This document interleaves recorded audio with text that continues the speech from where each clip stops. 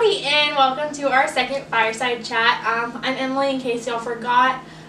So this week we are focusing on love for others, and I think this is a really important topic to come on, especially because our job involves campers and focusing on them and loving them and supporting them. So I think this is really important, following love for yourself, because you can transfer some of that love to the campers. So this book I chose for y'all this week is called The Invisible Boy. I really think y'all are going to like it. I think it has some great messages, and I really love this book personally, so I think y'all will as well. So it's called The Invisible Boy by Trudy Ludwig.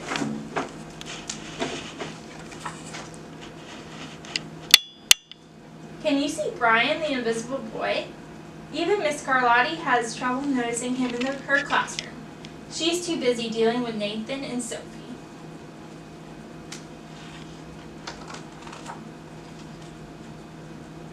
Nathan has problems with what Miss Carlotti calls volume control. He uses his outside voice inside too much. Sophie whines and complains when she doesn't get her way. Nathan and Sophie take up a lot of space. Brian doesn't.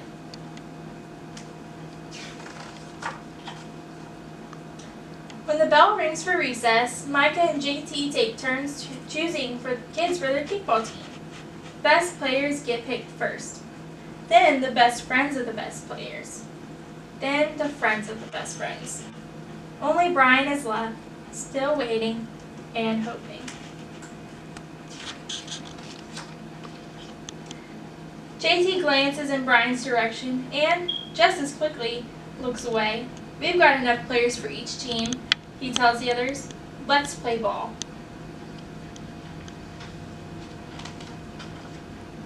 In the cafeteria, Madison and her friends talk about her birthday party. The rope swing over the pool was awesome, says JT. Yeah, so was the water slide, adds Fiona. That was the best pool party ever. I'm so glad you guys had fun, said Madison. Everybody did, except Brian. He wasn't invited.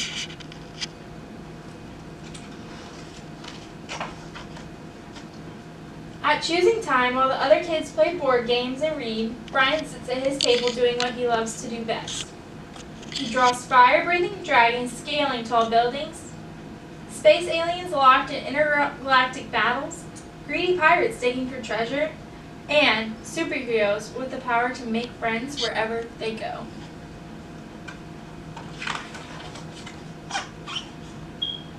On Monday morning, Miss Carlotti introduces Justin, a new student of the class. Brian smiles shyly at him. Some of the other kids sneak looks at Justin, trying to figure out if he's cool enough to be their friend. They haven't quite made up their minds yet.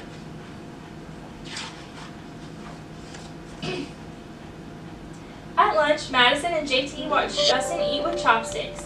What's that? Asks Madison as she points at Justin's food. It's bulgogi. It's Korean barbecue beef. My grandma made it for me. It's really good. Do you want to try some? There's no way I'd eat bulgogi. And the kids all laugh. All of them, that is, except Brian.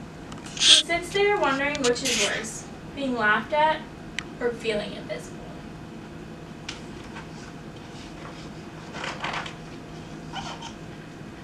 The next day, when Justin goes to his cubby to put away his backpack, he notices a piece of paper with his name on it. Justin, I thought the bulgogi looked good. Brian.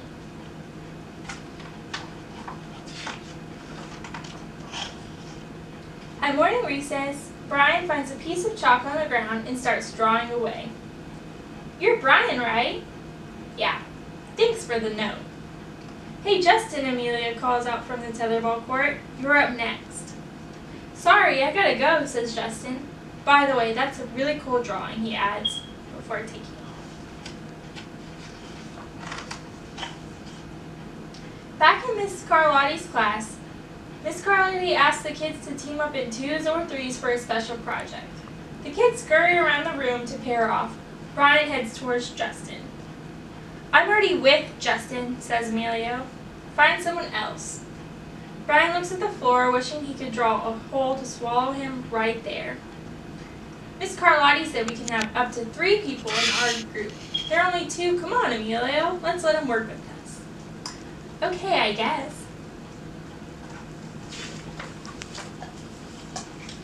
Miss Carlotti gives the class directions for the project.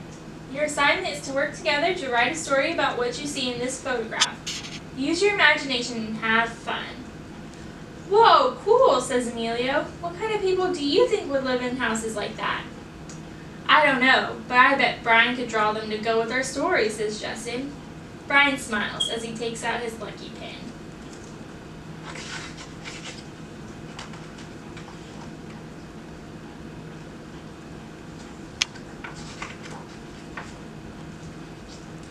It's lunchtime again, Brian's least favorite part of the day.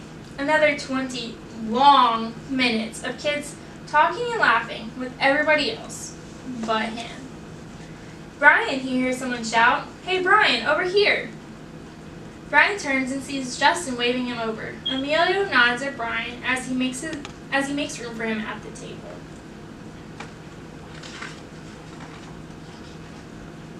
Maybe, just maybe, Brian's not so invisible after all.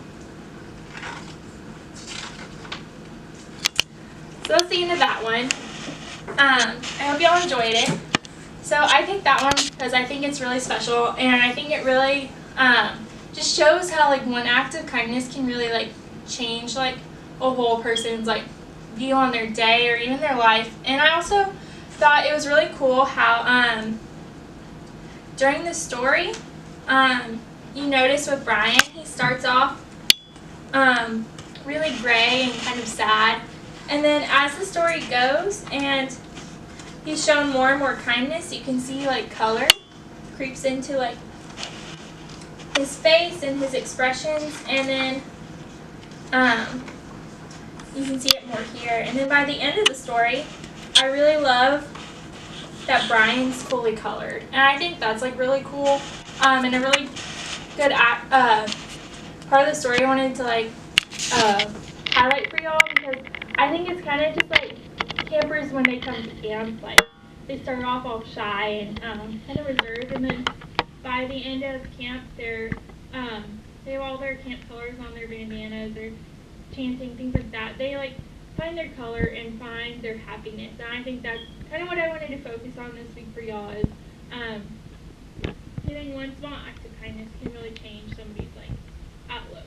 So that's all I have for y'all with this book. I hope y'all enjoyed this TED Talk I have set up for y'all.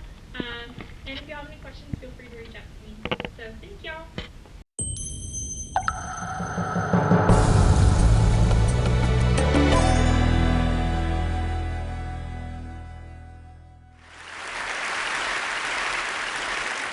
My best friend recently had a baby. And when I met him, I was in awe of witnessing this tiny, beautiful being enter into our lives. I also had this realization that he wasn't just entering our lives, he was entering the world. This crazy world that especially now feels so incredibly challenging. I spend a lot of time in my work talking to people about who we are, who we must be, and what our healing looks like. So, the first time I held him, I had my pep talk ready. I wanted him to know that the way we find our strength is through our challenges. I wanted him to know that we can all do something big when we start small. I wanted him to know that each of us is more resilient than we could ever imagine. So here I am holding little Thelonious. I look down at him, and it hits me. He's a baby. He's not going to understand a single word I say to him. So instead, I thought it'd probably be a better idea if I went home and wrote. So, this is for grown-ups, but it's also for Thelonious, when he's old enough to read it. The world will say to you, be a better person. Do not be afraid to say yes.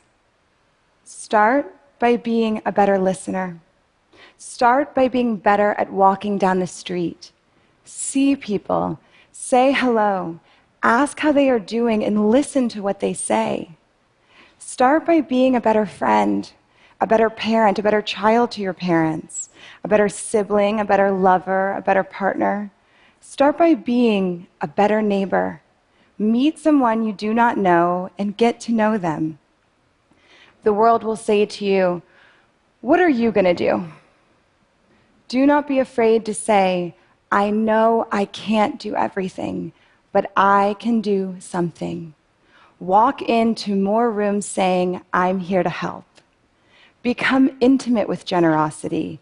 Give what you can give and do what you can do. Give dollars, give cents, give your time, give your love, give your heart, give your spirit. The world will say to you, "We need peace." Find your peace within. Hold it sacred. Bring it with you everywhere you go. Peace cannot be shared or created with others if we cannot first generate it within. The world will say to you, "They are the enemy." Love enough to know that just because someone disagrees with you does not make them your enemy. You may not win an argument, you may not change a mind, but if you choose to, you can always achieve the triumph of radical empathy and understanding of the heart. The world will say to you, "We need justice." Investigate. Find truth beyond the stories you are told. Find truth beyond the way things seem. Ask why. Ask, is this fair? Ask, how did we get here? Do this with compassion. Do this with forgiveness. Learn to forgive others. Start by truly learning how to forgive yourself. We are all more than our mistakes. We are all more than who we were yesterday. We are all deserving of our dignity. See yourself in others.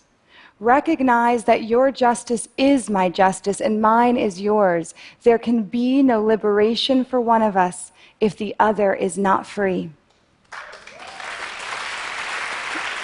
The world will say to you, "I am violent." Respond by saying, "I am not.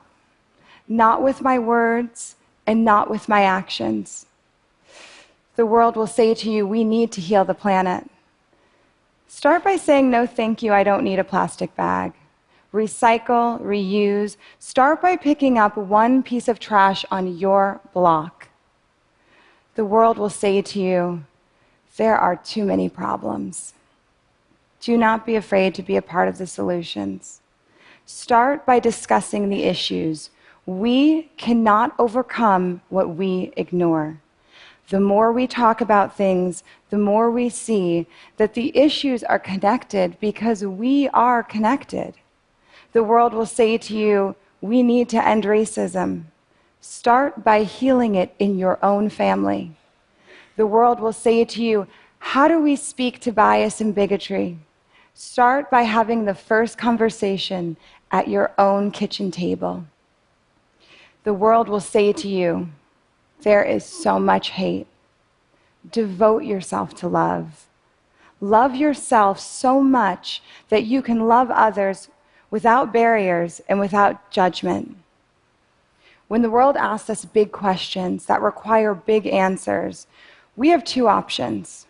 One, to feel so overwhelmed or unqualified we do nothing. Two, to start with one small act and qualify ourselves. I am the Director of National Security, and so are you. Maybe no one appointed us and there were no Senate confirmations, but we can secure a nation. When you help just one person to be more secure, a nation is more secure. With just one outstretched hand that says, "Are you okay? I am here for you," we can transform insecurity into security. We find ourselves saying to the world, "What should I do? What should we do?" The better question might be, how am I showing up? I ask the world for peace, but do I show up with peace when I see my family and friends? I ask the world to end hatred, but do I show up with love not only for those I know, but those I don't know? Do I show up with love for those whose ideas conflict with my own? I ask the world to end suffering, but do I show up for those who are suffering on my street corner? We say to the world, please change, we need change. But how do we show up to change our own lives? How do we show up to change the lives of the people in our communities? James Baldwin said, everything now we must assume is in our own hands. We have no right to assume otherwise. This has always been true. No one nominated Harriet Tubman to her purpose, to her mission, to her courage. She did not say, I'm not a congressman or the president of the United States, so how could I possibly participate in the fight to abolish a system as big as slavery? She instead spent 10 years making 19 trips, freeing 300 people, one group of people at a time. Think about the children of those 300 people, the grandchildren, the great-grandchildren, and beyond. Our righteous acts create immeasurable ripples in the endless river of justice. Whether it's Hurricane Katrina, Harvey, Irma, or Maria, people did not say, there is so much damage, what should I do? They got to work on what they could do. Those with boats got in their boats and started loading in every woman, man, and child they came across. Near and far, people gave their dollars, they gave their cents. They gave their hearts, they gave their spirit.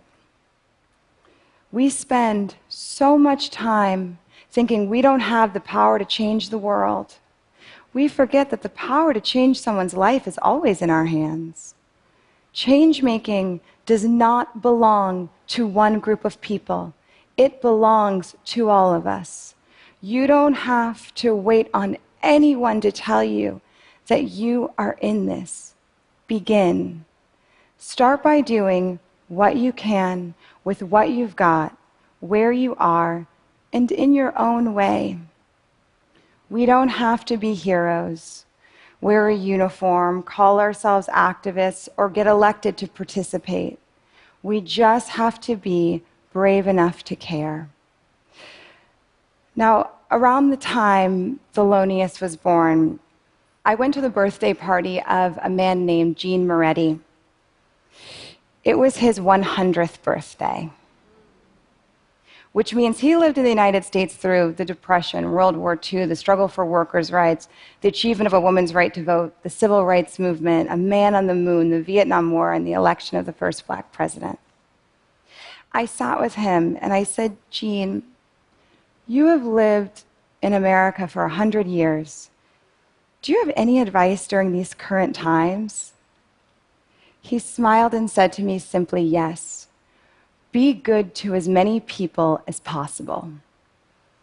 And as he danced with my mother, who is, by the way, half his age, in a room full of generations of his family and hundreds of people, many of whom traveled thousands of miles to be there to celebrate him, I realized that he had not just given me advice, he had given me the first step that every single one of us is capable of making if we want to create a real, wholehearted impact on the world around us right now.